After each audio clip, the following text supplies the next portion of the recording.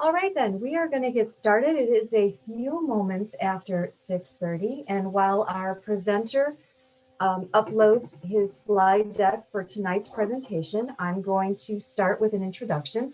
My name is Patty Smolin. I am the Business Liaison Librarian with the Schaumburg Township District Library, and I welcome you to tonight's program, Taking the Myth Out of Debt. And we are welcoming Mike Ritter from Primerica. Mike is a financial advisor who is bringing a wealth of content to tonight's presentation. He has done some financial wellness programs for our library and other neighboring libraries in the past 10 years, and we're really pleased that he was able to bring this program to us online.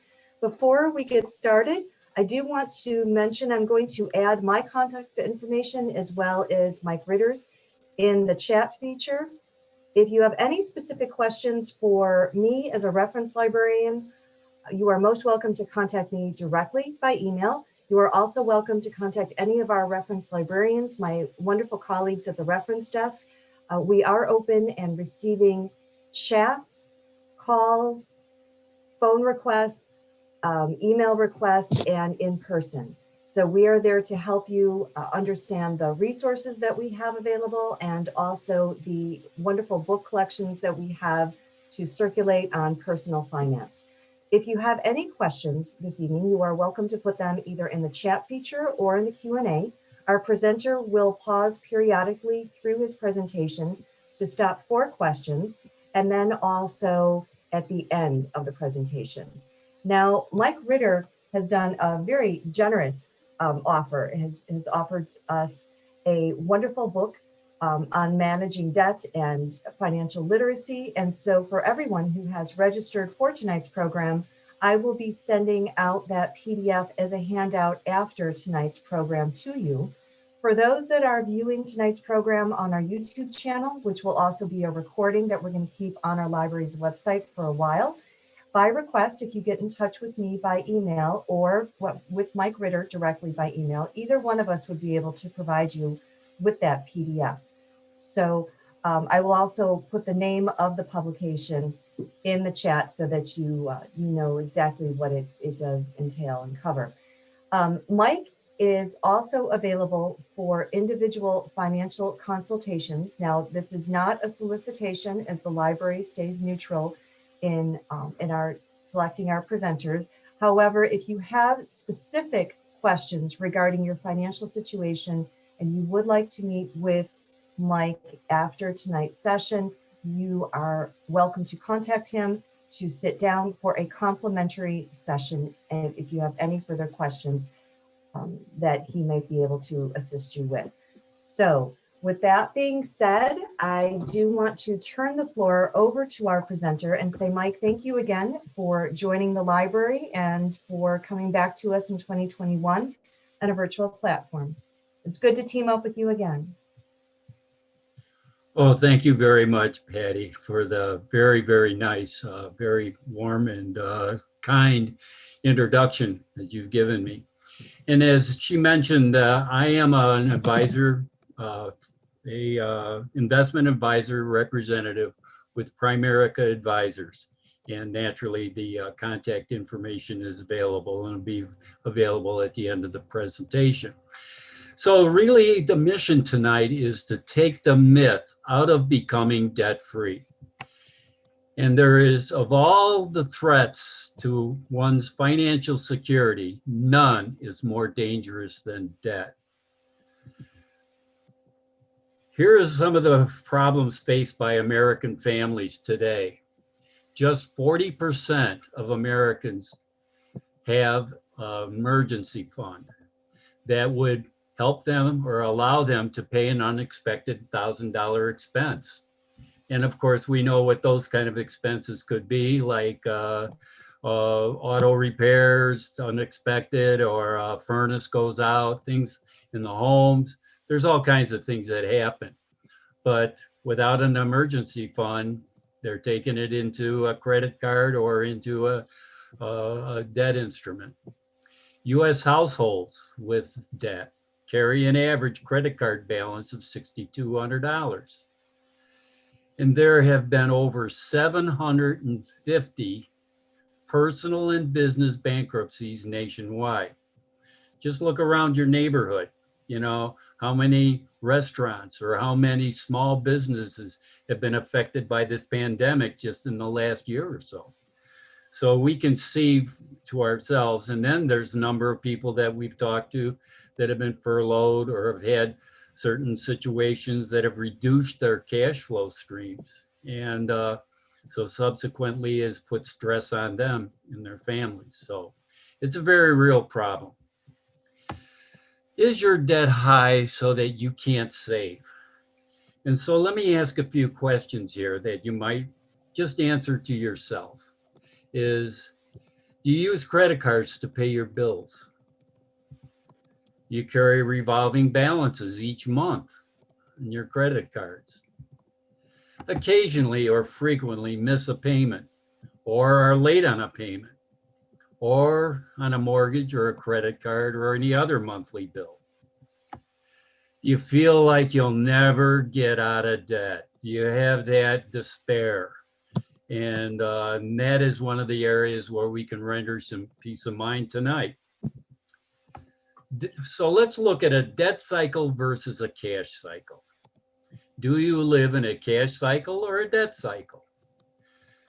Now, in a debt cycle, your finances control you.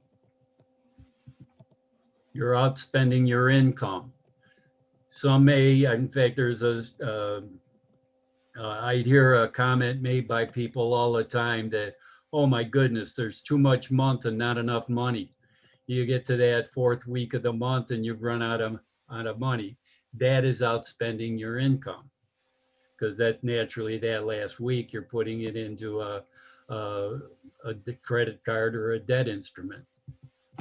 Are you borrowing to maintain a lifestyle? Kind of like keeping up with the Joneses, you know, those kind of things. And paying off one debt and accruing another. And so now let's look at the cash cycle. And this is where you control your finances. By taking control of your finances, you become debt-free. You're paying with cash instead of borrowing, saving those interest charges. Investments, you have investments now, savings and assets. In fact, you probably will be able to tell someone your net worth, because usually people that are financially independent know their net worth and can share it with others. Becoming debt-free, is it possible? Yes. Debt freedom is possible. There are many benefits to living debt-free. You're saving money on interest costs by paying cash. You regain control of your family budget. In some cases, you may tune up a budget. You may create a budget. You may start to learn, where is the money going? Many families have money going through what we kind of call slipping through the cracks, where, you know, there's things that they're spending on that they don't even really realize they're spending on it. Rein in spending, wants versus needs. Have more money to save. Compound interest works for you, not against you. Here's some easy ways to avoid debt. First of all, identify needs versus wants. Of course, we all basically know that we need food, clothing, shelter, and transportation. But the wants are the things that maybe we find ourselves spending maybe to impress.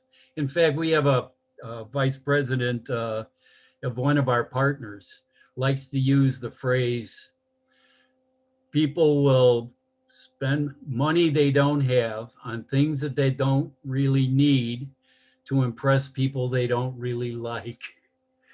So do you need that item or just want it?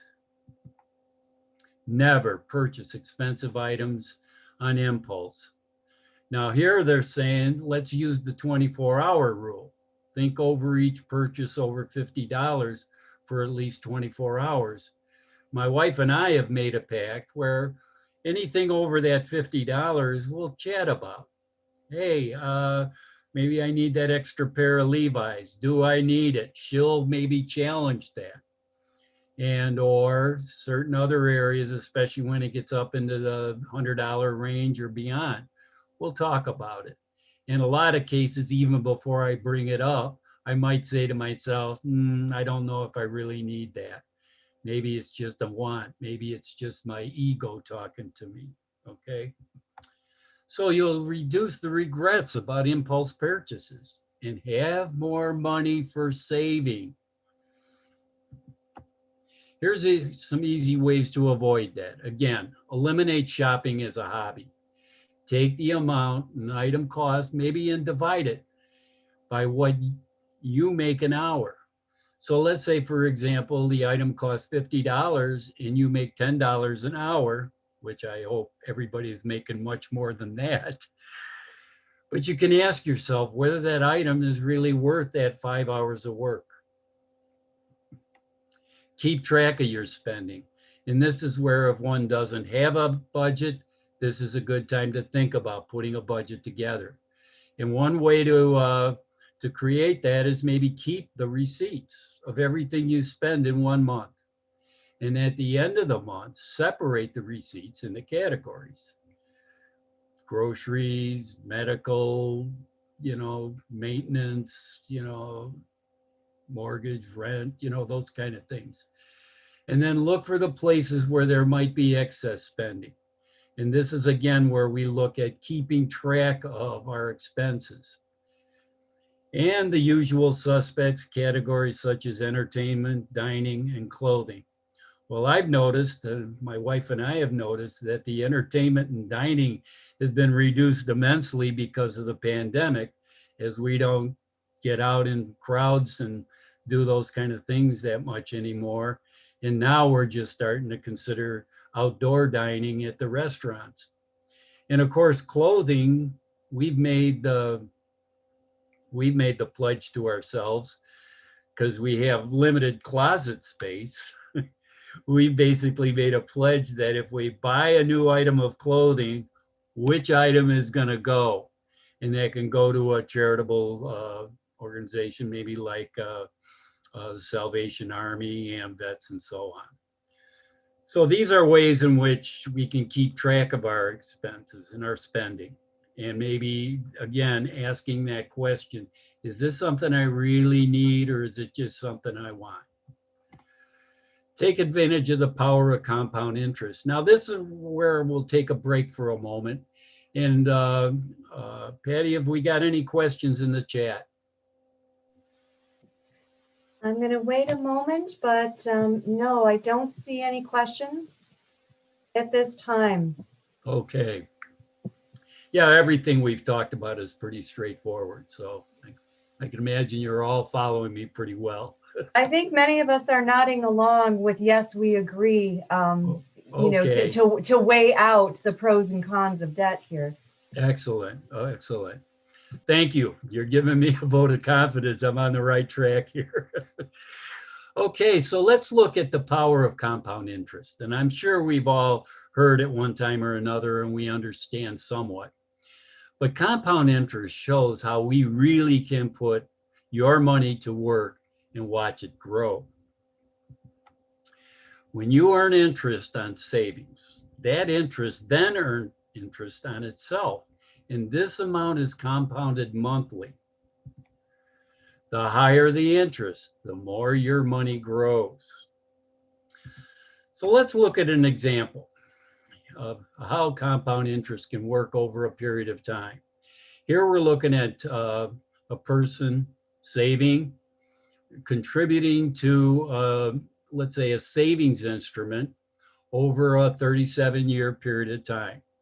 Probably more than likely someone in their career path, and they're saving for their retirement. All right. So let's say their investment has a return of 3%.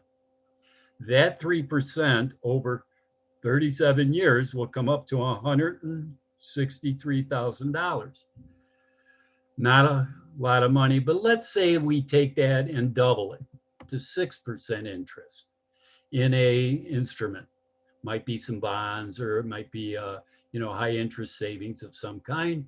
And you're looking at now a return at the end of that 37 years of $328,000. Now, at this point, we might look at, if this is a retirement savings, that and an expense, let's say, or a need in retirement of $1,000 a week to cover expenses, that $328,000 would be 328 weeks. Probably not going to make it through that person's 30 years of retirement, which is very typical today with all the medical advancements that we have. We're living longer. But ideally, let's look at a return of 9%. And this is very typical in mutual funds, and is used in many 401ks and IRAs and so on. Now you're looking at 9% versus 3%, and look at the return, $714,000. And now you've got 714 weeks of income that are in that retirement area. A little more attractive, I'd say, much more attractive. And it gives that person that idea of retiring in dignity. Okay. So as we see here, that power, the rate of return, as it increases, naturally the account balance at the end of that 37-year period of time definitely makes some major increases.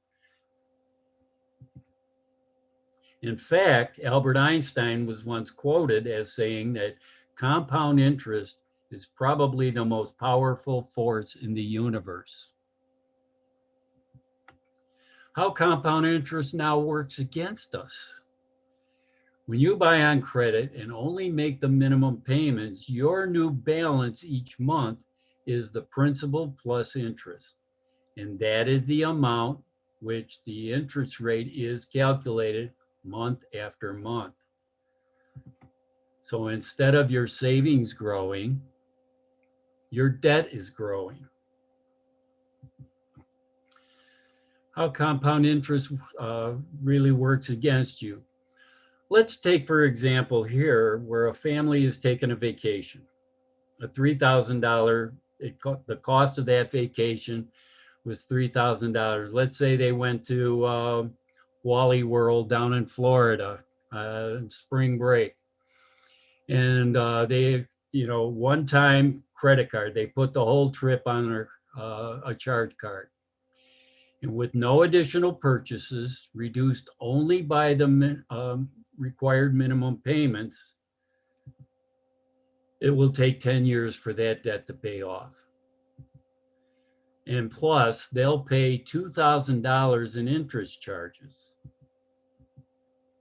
So that trip now costs them $5,000 in total cost over 10 years. And so by the end of the 10 years, when they finally have the trip paid off, well, they got maybe a few fond memories, and hopefully they've accumulated more great memories since then, and plus maybe a bunch of pictures. But you see the impact of that one-time purchase and what it can cost when you get finished paying it off. So debt stacking is our solution. And what debt stacking does, in a quick definition, would be it defines the efficient order. When we do a financial needs analysis for a client, our computers will identify that efficient order for which to pay off the debts. It takes into account the interest rates and the amount of debt. It also requires that we make consistent payments on all debts. Works best when we don't accrue new debts. So there's really a couple of rules here, and I must re-emphasize. The first one is consistent payments, and we'll show you how that works. And then don't accrue new ones. So these particular debt instruments, we Do not add any more to them. So here's a typical example. Here we have a family. And again, I mentioned through the financial needs analysis, our computers were able to line up the debts in the order in which they will be paid off. And you'll notice on the top is a store card, like a Kohl's. And there, the minimum payment for that card at the time that we've done, we begin the program is $220. So if we're making all those payments per that minimum payment in that column, but that $220 is the one that the computer says will be paid off first. So what happens is that we create an extra debt payment. When we pay it off, we have that $220. Now, what do you think most people would do with that $220? They'd go out and spend it. Maybe they might even celebrate and do a dinner or something. Well, that's wrong, because here's how they can use this to start to accelerate their debt-free date, bring it closer, because they take the 220 and they add it to that first credit card on the list, or credit card 2, which could be a Visa. And that now their payment is $573 to that credit card 2. Whoa, that's substantially more than what they were paying to begin with. So do you believe that maybe that particular card will be retired sooner? Absolutely. So here we have now, instead of $220 in our extra debt payment, now we have an extra debt payment of $573. So what if we add that to the car loan? Whoa, look at this. We're almost going to pay off the car from the moment we bring that $1,124 into our car loan. We're going to retire it in half the time. How cool is that? So now we have $1,124 in extra debt payment capability. So we go after that other credit card, which probably is the MasterCard. And now we're paying $1,427 towards it. And we're going to retire that in pronto time, very soon. So now we have the $1,427 plus the $1,293 that we have been paying on the mortgage. And we're going to add $1,427 to our mortgage payment. Yes, you're definitely right. We're about ready to retire the mortgage much sooner. Now, here comes the miracle. Now, first of all, let me mention, if we go over to the far left-hand column, and if this family just paid off these debts over the long period of time, in fact, it would take them 23 years to pay off those debts if they just made the minimum payments and they paid that $2,720 on those debts on a monthly basis. It would take them 23 years to pay it off. How long do you think it would take with the debt stacking program? This is going to blow your mind. 9 years. And they're totally debt-free. Free of all this interest payments and so on. So here we have an opportunity. Again, through our financial needs analysis, we find out that maybe the family has decided to set a retirement goal of how much money they'd like to have when they retire. Well, they might be running a little short on it by the time they finish up this debt stacking program. But now they've been used to paying $2,720 towards their debt. How about if they take the $2,720 and add it to their savings?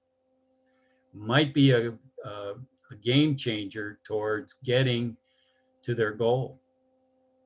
Does that make sense? So with this, let's take a moment and I'll open up for any questions, because I know that this just gets a little technical. So does anyone have any questions? Patty? No, Mike, thanks for asking. This is Patty, and I do not see any questions. I'm also monitoring those that may be participating on YouTube. And I'm going to Okay, give it an extra moment here, but I haven't received any questions yet. okay, Thanks for thank you. asking. It gave me an opportunity to take a sip of water and Well cool my deserved. tonsils a little here. Okay, tell me when to start back up, Patty. Mike, I think you can continue. Okay, so are you in the know? Do you know your credit score? Do you know how much debt you have? And where is your debt freedom date? Now, again, with the financial needs analysis, we can determine how much debt you have naturally because we're lining them all up. Plus, we can determine, as we saw with the debt stacking program, that we can actually establish a debt-free date. When in your adult life did you feel you had control over your credit score? And we will show you in a few how you can gain control of that in the next slides coming up. So good credit scores can determine a lot of things today, whether you'll be approved for future credit, what interest rates you will get on loans going forward, the cost of your homeowners and car insurance. To get a quote, you're going to give them your social security number and they're going to check your credit and determine, what your premiums are going to be. Whether you're approved to rent a house or an apartment. And I also might add, it may determine whether or not you get that next job. So most common credit mistakes, here are 5 of the most common credit mistakes that are made today by people. First of all, not valuing your credit. And a lot of times people will just say, well, if I ignore it, it'll go away. Well, it won't. Creditors do not forget.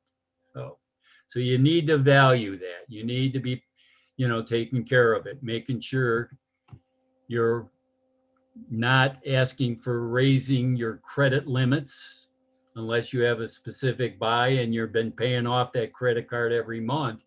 You might look for something, but raising credit limits just to go out and buy more stuff isn't a real smart thing to do. Not monitoring your credit history. Now you can do that and you can get one credit report per year from any one of these reporting websites, and that would be Equifax, Experian, or TransUnion. These 3 sources will, either one of them, all you need to do is Google them and get into their website, and you can put the information they require in and get one free credit report per year. So that's a great way to look at your credit history and also monitor your credit score. Okay. Also, know the small print on your credit card statements and in your debt instruments and understand them. Sometimes we just kind of scan over that small print, but it tells us what our interest rates are going to be, what other fees might be associated. If we're buying something, of a large credit amount, there's probably, clauses in there about early retirement of that debt and so on that you need to know about. And not just know, but understand what they are and be willing to, accept them. So top facts affecting your credit score. Well, probably the largest factor is you see that average 65% of your credit score is determined by your payment history and of course the amount owed. So it behooves you to be making consistent on-time payments and reducing your balance. And that can naturally have a major impact on your credit score. So why is it important to be in the know? No matter what your personal debt situation is, you can't afford not to be in the know. And this is where I like to make, add some advice here, is don't be afraid to talk to your creditors. You're running short, and you maybe need an extra week or two, or uh, maybe you need some help in that respect. In fact, all my credit cards are sending me notices saying that due to the pandemic, we're here to help you. So if you have any questions or problems or challenges, call us. We'd be happy to talk to you and see where we can help you. And that can have a big effect on your credit score. Okay. And in this economy, it's more than important to be getting out of debt, working a program where you can reduce that debt. And now if you need to go to savings, you can use that maybe to cover some expenses in a small interim time frame in between jobs. And it is getting harder to get loans, much harder than it was prior to 2008. And but the lending institutions are still watching very closely about giving out new money in the credit. It's, even though some of the credit card companies are still soliciting, so on. But be careful, be in the know. It's so important. So a little bit about our company.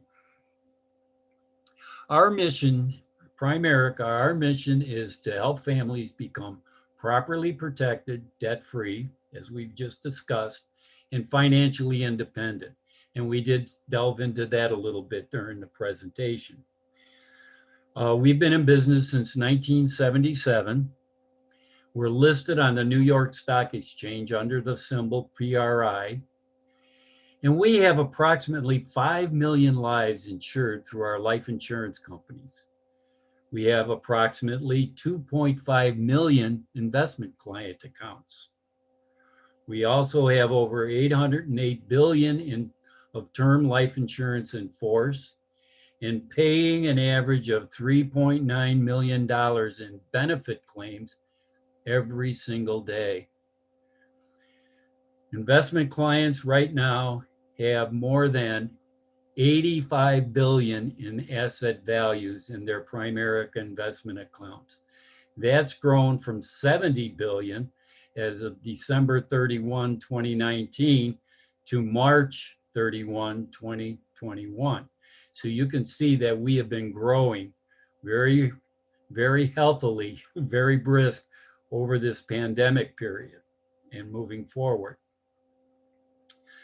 So now let me make a quick offer. I know Patty mentioned about our brochure, our booklet, 32-page booklet, which is really basically how money works. It really digs into the topics that we discussed tonight, especially in the investment area.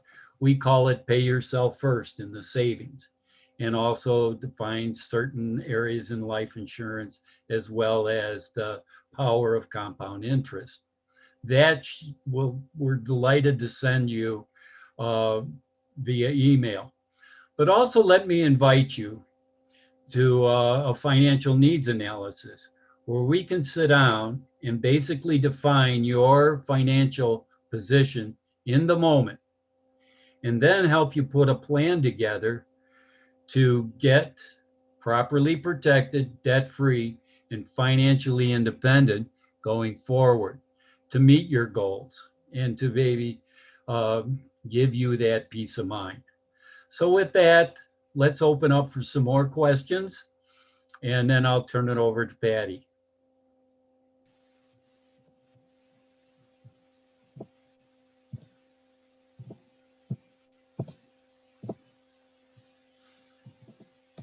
Thank you, Mike. I do want to make mention that Mike and I decided to work together on this particular topic after the library hosted a real estate session for buyers and for sellers earlier this year. And the topic was raised about managing debt and how that would affect your credit score in applying for a mortgage. And so I just thought that this would be a very good topic, and Mike was the right person to address this topic, because managing debt can be extremely overwhelming. And when you talk about debt stacking, it's about relieving that anxiety and improving your credit score. It's a very personal issue with your finances. And so I understand if you have questions and you may not want to ask them with a group of people online or where it's recorded. So then I do encourage you, you're welcome to submit your questions after tonight's program if you would like. If you would like to submit them to me, although I do not work as a financial advisor, or to Mike directly, which would be preferable. I think that would work best. I did put in the chat that if we are your home library, that you have remote access to many of our e-sources. And if you're visiting our library, you're welcome to use those sources while you're in one of our buildings at the central or branch locations. And there are certain financial sessions and intro classes with Value Line and Morningstar that are available online. If you want to meet with any of the reference department, we can give you a brief demo of how those would work, either in the library or if you were using them at home.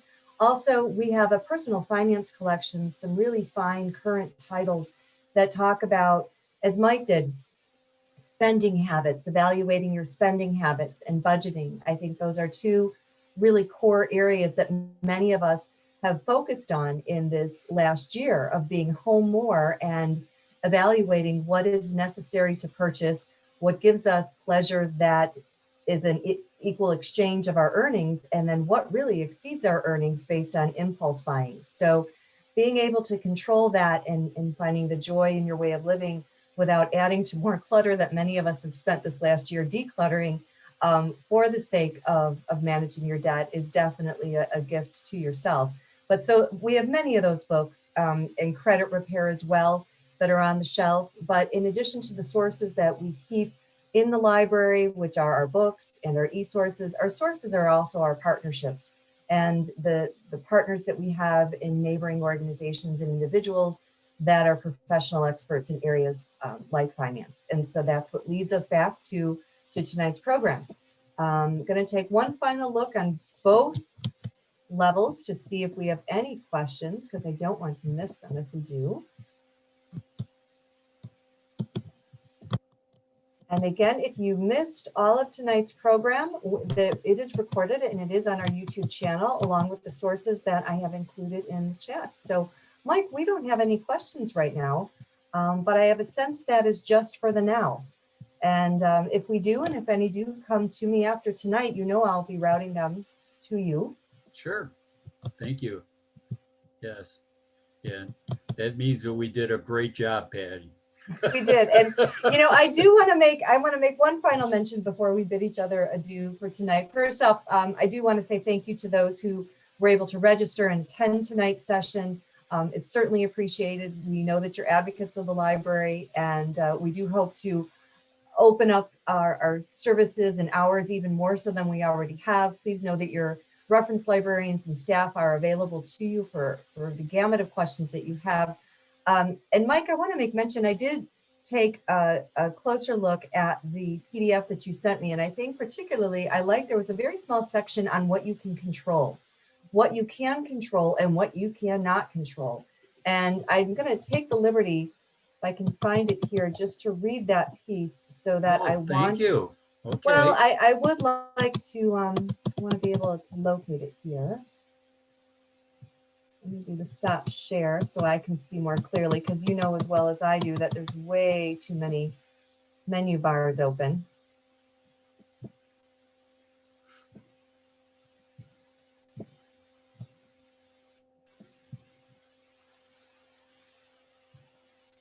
Sorry for the delay, but I think it's worth finding it. That's okay. That's okay. These are important for folks to see. Yes. Because it really gave very good balance to admitting what we don't control and then looking at what we do. So this is just one small piece of the PDF that you shared. So in this list, it reads, you cannot control. Let's accept that we cannot control the future of Social Security, your employer, taxes, inflation, rising costs, and the risk of a single investment.